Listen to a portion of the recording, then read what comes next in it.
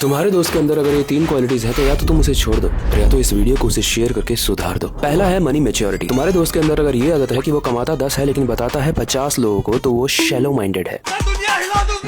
ये सिर्फ दूसरों को ही नहीं, खुद को भी बेवकूफ बनाकर जी रहे हैं, जिनकी वजह से इनकी पैसे के टुवर्ड्स जो भूख होती है वो खत्म होती जा रही है। I mean it make sense ना, क्योंकि तुम्हारा जो दोस्त है उसने अपने आसपास की सराउंडिंग के सारे ही लोगों को बता दिया है कि वो हजारों डॉलर्स में कमाता है, जबकि पेनी कमाता है वो। और मुझसे जुड़े रहोगे तो मैं बार बार तुम्हें बताता रहूंगा कि ऐसे दोस्तों से जितना दूर हो सकते हो जाओ, या तो इन्हें सुधार दो, क्योंकि ऐसे दोस्तों से अगर तुम जुड़े रहोगे तो इनका तो डाउनफॉल आएगा, तुम्हारा भी डाउनफॉल आएगा। दूसरा है इमोशनल स्टेबिलिटी। अगर तुम्हारे दोस्त वैलिडेशन के पीछे भागते हैं, अटेंशन के पीछे भागते हैं, और अगर कोई लड़की जाती है तो उनको देखते हुए बोलते हैं कि वाओ क्या फिगर है, फिर यही सेम चीज वो दूसरी लड़की के लिए भी बोलते हैं। वो एक रिलेशनशिप में आते हैं और उसको टेम्परेरीली थोड़ी देर के लिए ही रखते हैं, फिर दूसरे रिलेशनशिप में आ जाते हैं।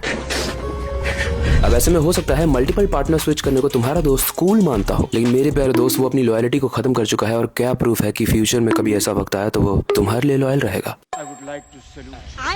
तीसरी और सबसे डेंजरस क्वालिटी है जिगरा होना चाहिए उसके पास। नहीं है तो छोड़ दो।